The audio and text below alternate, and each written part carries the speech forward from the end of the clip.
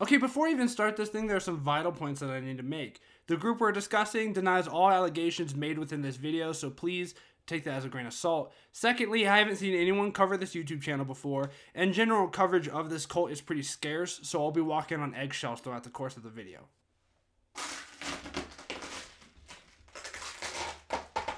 Okay, I don't know what that did, but I hope it worked.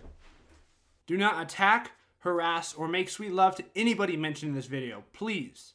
Now with that out of the way, let's get started. You look at me and you think that I wouldn't know a thing about the vast beauty YouTube community. And to that I'd say, I know enough. One thing I do know is that there are about 1 billion beauty YouTube channels. There are so many, but I'm sure that none of them have as sketchy ties as this one does. So grab some lotion, sit back and enjoy. What do you mean it just sounds gross? Beauty Within is one of them. They're YouTube channels with a beefy little following of 2.44 million subs.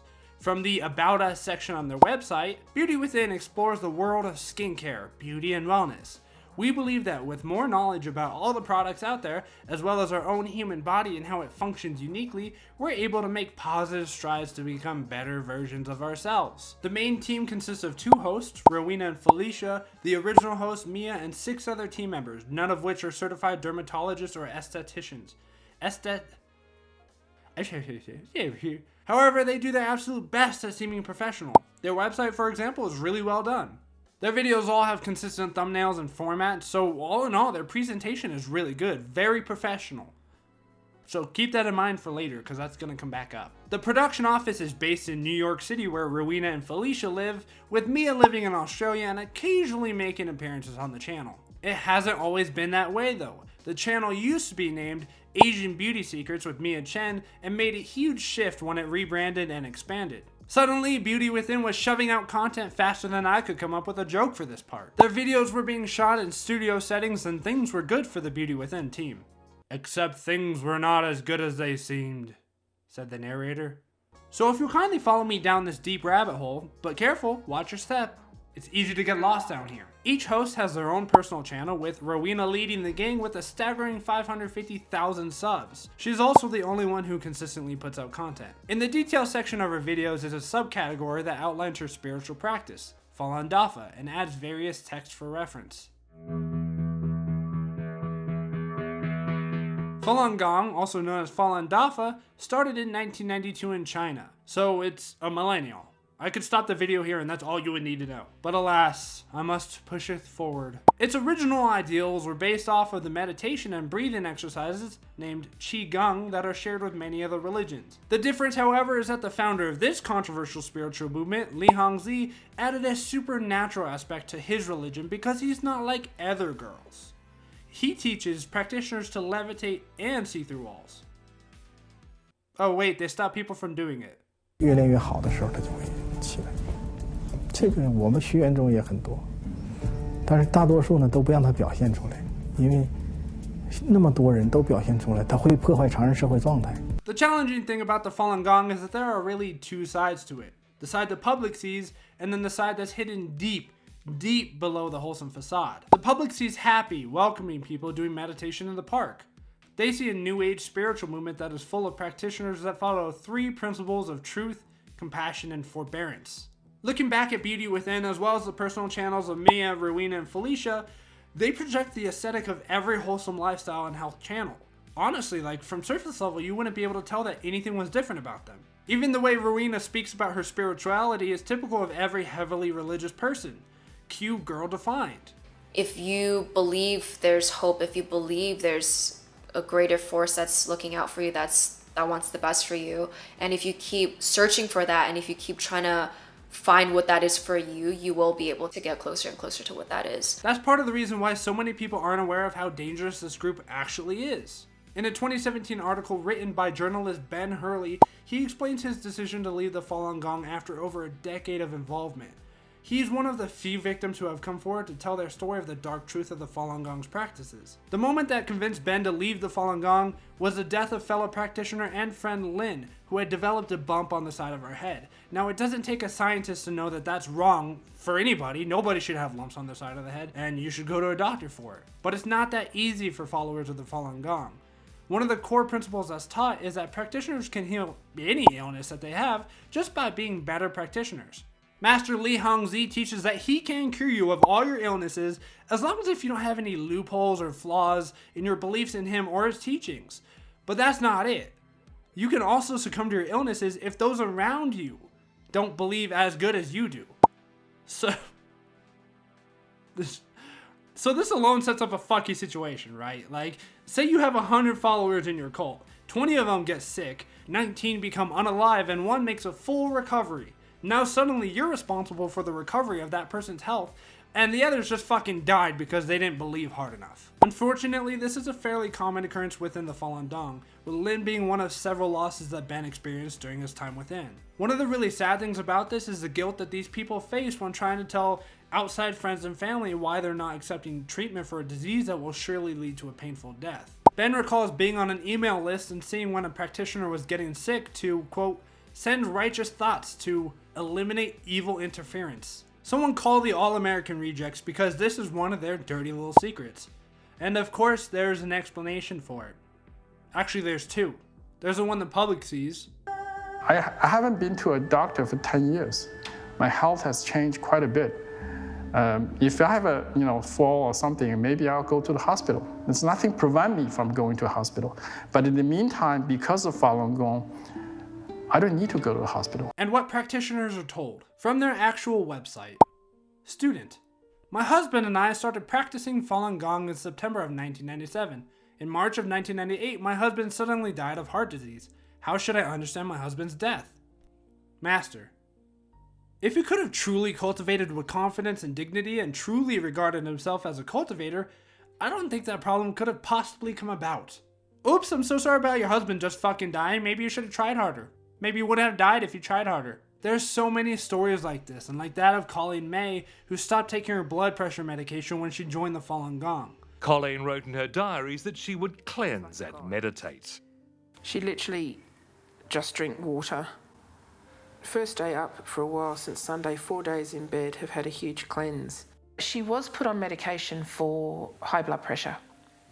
And when she joined Falun Gong, slowly she started not taking medication, as in if she had a headache she wouldn't take Panadol, she'd go do exercises. If she had a sore leg or a sore back, then she'd lie down, and because of that then she decided that she didn't need the blood pressure tablets. Colleen later died of her illnesses after trying to cure them through meditation and spiritual cleansing instead of just taking the medication, which surely would have helped. A lot of these deep, dirty secrets are hidden from the public. Most people can't see them unless you're involved in the Falun Gong or you talk to an ex-practitioner. You can't even find them in that dirty little diary that you keep under your bed, you freak. Most of their more unusual beliefs are hidden behind tightly managed and curated libraries, only allowing little tiny peeks to peeping toms who dare look through the spiritual glory hole. We see into their more doomsday type beliefs in a vision that was posted to one of their websites. They speak of an event called weeding out, where non-believers are brutally killed in wave after wave of disasters. The writer had a vision of all the different dimensions where weeding out was already happening. A flood came from heaven and swallowed everything instantly. Huge fires followed with explosions. The explosions went wherever people were. People were screaming in terror. Mangled, dead bodies were everywhere. Next, the ground split open. Monsters were attacking people. People who survived the flood faced bigger and bigger disasters, which came clearly for the purposes of weeding people out. They were looking for anyone alive. She is a national treasure! I looked around and noticed burnt land everywhere and mangled, dead bodies. Suddenly, I noticed some people in a far distance who were still alive. Terribly shocked, they were hugging together and trembling. They couldn't believe they were still alive. After a while, one of them shouted, "Falun Dafa is good," and all of them started to cry. Other tragedies come in the form of kids raised within Falun Dafa, especially at the 395-acre compound called Dragon Springs.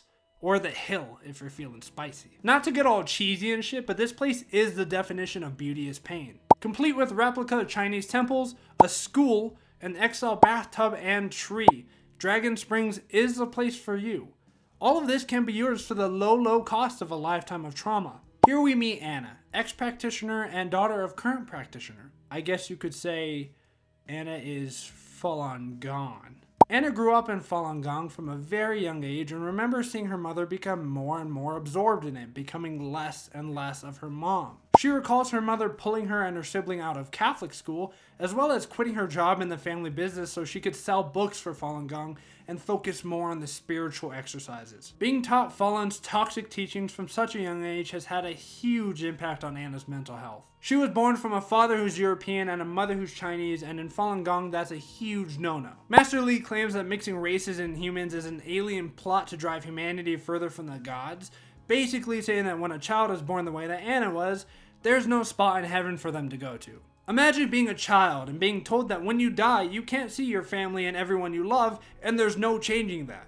Not only reading that in the books you're given, but also hearing that from your own mom? Are you fucking kidding me? No kid should have to go through that. But that's not it. Part of Falun Gong's weird teachings is that Master Li can somehow read everybody's minds, like some sort of mentally abusive Santa Claus. So growing up and learning about yourself and your sexuality, you feel incredibly guilty about every little tiny thought that you have, which is the exact opposite of how it should be. The torture was far from over for Anna though, and the next situation is incredibly upsetting. I'm sure that some of you have heard of or seen marketing campaigns for the Shen Yun dance troupe. At one point they were so common that they even became a meme. We'll touch more on this later, but the main point that I'm trying to get across is that the Shen Yun dance troupe is owned and ran by the Falun Gong, with auditions taking place in the main music rehearsal hall of the Dragon Springs compound.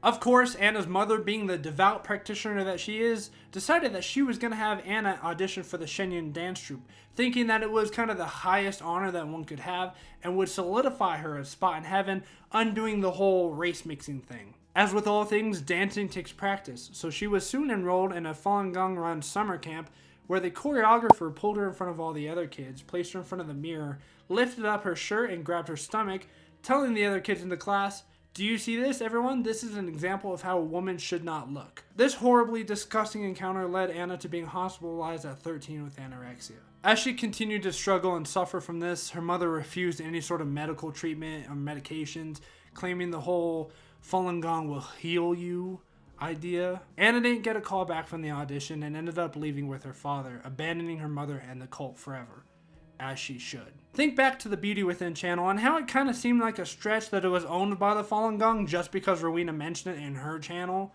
Well, as with all things Transformers and Falun Gong related, there's more than meets the eyes.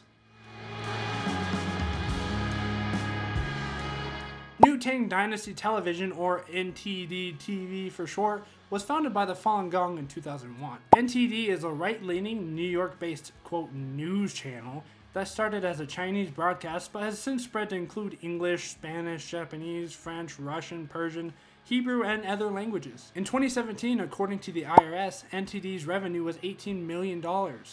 And in 2011, they had a staff of 80 people, most of which were volunteers. Now add 10 years to that, and I guarantee that number has at least doubled. NTD came under fire over the past year for spreading false information without supporting facts. One claim states that doctors in China were cremating victims of the Rona alive. Ouch. Samuel Zhou, the channel's executive vice president, of course denies any ties to Falun Gong's teachings, stating, "NTD neither teaches the doctrines of, nor attempts to represent the viewpoint of, any belief system, and it practices Western-style journalism. But this document from their website directly implies the use of NTD as a tool to, quote, save the sentient beings in Africa, and, quote, if the media that our Dafa disciples run become very credible in people's eyes, these will have much more power in clarifying the truth." So sure, you may not be out front directly saying it, but you're weaponizing media and forcing yourself into people's lives without them even knowing it. Now, if we look at these two little channel URLs and where they go to, we'll see that both channels have a pretty substantial following. And I'm sure that not many of their subs know what they're involved in.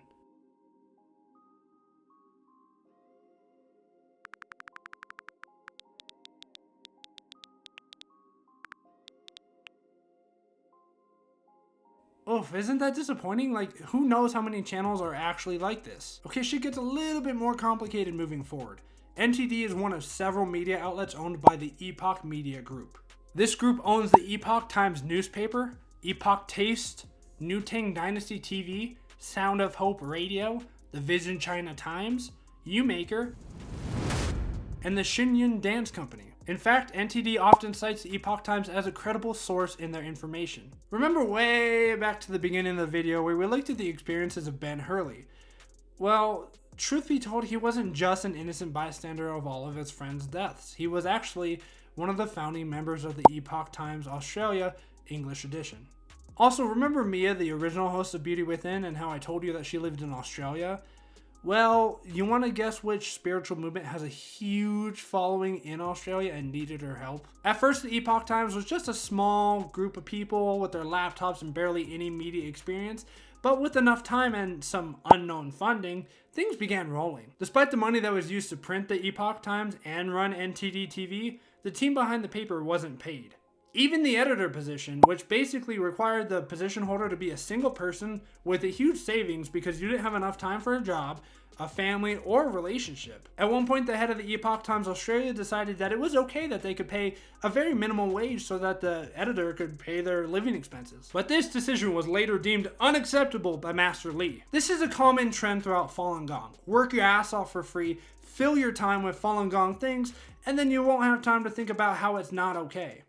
And you'll be a good practitioner. Ruin is also listed as being employed by the Epoch Times with the role of programmatic sales. Additionally, we didn't talk about it much, but one of the original hosts of the Off the Great Wall channel, Dan Chen, is also employed by the Falun Gong as a marketing director. Years later, it suddenly became okay to pay those involved in the media groups little wages so that they could survive.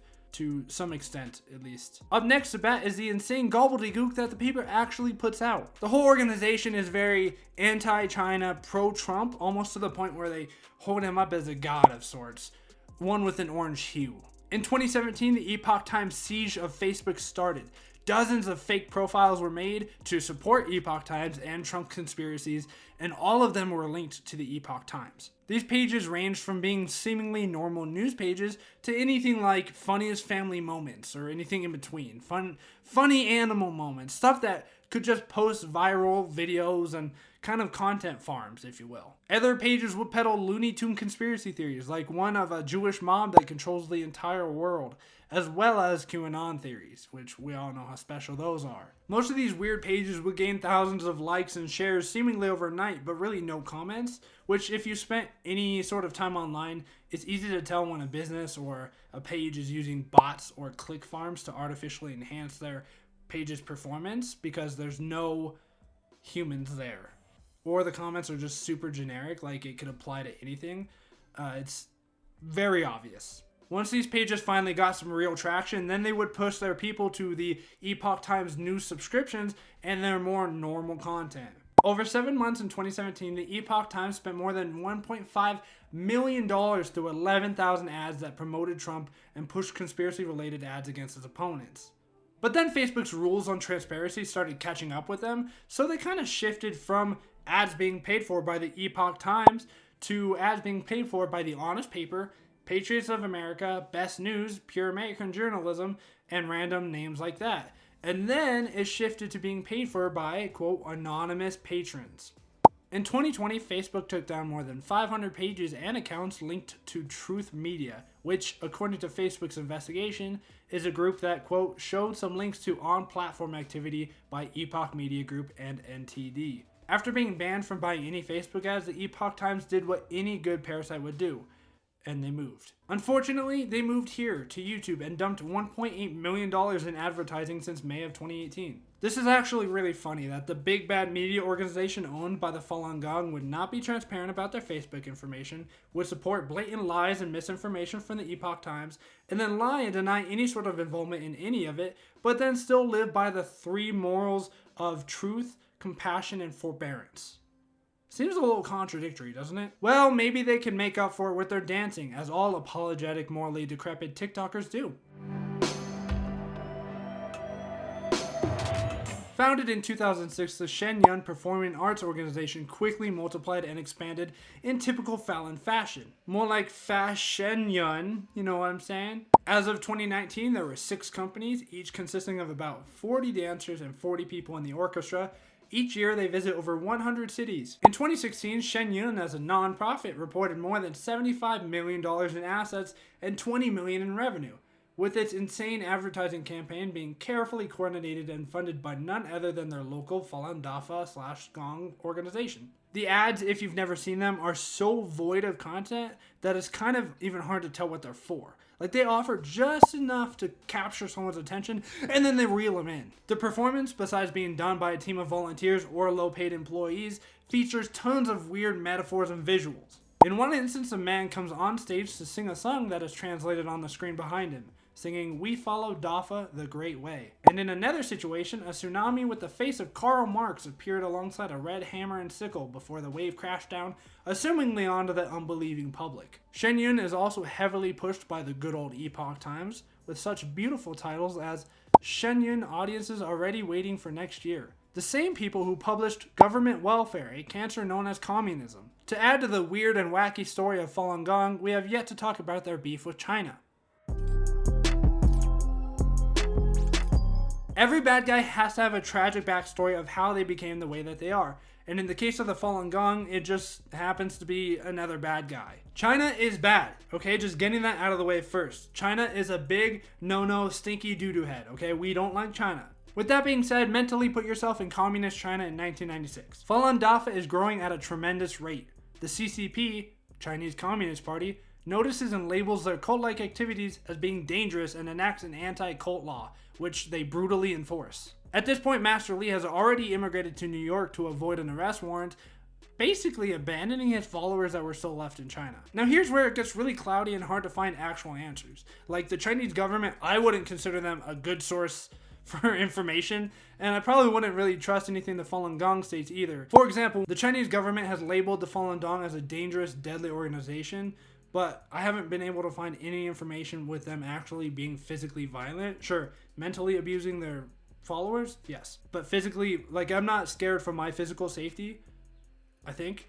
The reason I bring this up is because it seems to be a common thought between ex-practitioners, and that's Falun Gong as well as Shen Yun use an Asian mysticism as well as the blurry lines between China and this cult to push their agendas. A lot of the West, including myself, aren't completely familiar with every single aspect of Asian culture, so it's intriguing to us and it's easy to bite on something that may or may not be true. Additionally, there's some weird instances that kind of just come across as paranoia, like practitioners having to switch their cell phones and their numbers 3 times because the Chinese government was watching everybody. If a practitioner refused to go through the entire hassle of replacing your phone and your number, they were kind of really excommunicated in a way of like they could only communicate with other practitioners via email. There was also an announcement at a Shen Yun show suggesting that there were Chinese embassy agents waiting outside the front doors. There's just so much going on, it's kind of information overload. Like there's still information about the alien stuff, and like there's a lot more with like their weird beliefs and like a lot more of the paranoia stuff. Like I just couldn't get it all. I really tried, but there's just so much information, and I'm sure they have more YouTube channels, and I'm sure there's more. It's a huge following. It's huge in Australia. It's huge all over the place. It's crazy. The Falun Gong's control of media is really crazy to me. Every negative thing about them is forced under the surface by 10 positive things. Like, they strategically place and promote content hiding what's real and promoting what's a facade. So instead of continuing to go on and on and on, I'm going to end this video on a different note. I have nothing against the Beauty Within team or anyone who has fallen victim to the Falun Gong's recruitment. It's not their fault. Civil unrest has been a real factor within the Asian American community, with countless violent attacks happening recently. I urge you to please visit some of the resources below and help where you can. Thank you so much for watching. Please, if you feel like supporting the channel, like, comment, subscribe. It all helps more than you will ever know. Again, thank you so much. I appreciate every single one of you. Have a great day. I'll see you in the next video.